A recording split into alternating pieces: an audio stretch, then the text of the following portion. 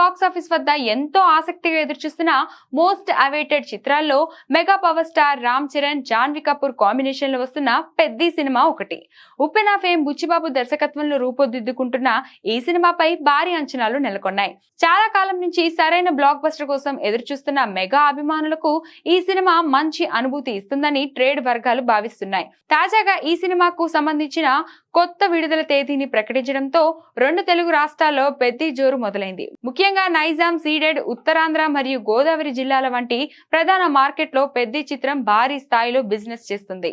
Makers demand చేస్తున్న మొత్తాన్ని ఇచ్చేందుకు సైతం డిస్ట్రిబ్యూటర్లు ముందుకొస్తున్నట్లు సమాచారం. దీనిని బట్టి సినిమాకు మార్కెట్లో ఎలాంటి డిమాండ్ ఉందో స్పష్టమవుతుంది.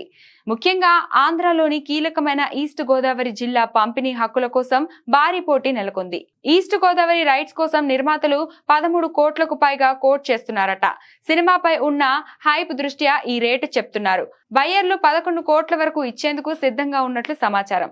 ప్రస్తుతానికి బేరాలు జరుగుతున్నాయి. రెగ్యులర్ డిస్ట్రిబ్యూటర్లు కాకుండా మరో 2 బయ్యర్లు 13 కోట్లకు కూడా సినిమాను కొనేందుకు రెడీగా ఉన్నారని నిర్మాణ వర్గాల నుంచి అందుతున్న తాజా సమాచారం. అయితే రెగ్యులర్ డిస్ట్రిబ్యూటర్లకే రైట్స్ ఇవ్వాలని మేకర్స్ ఆలోచన.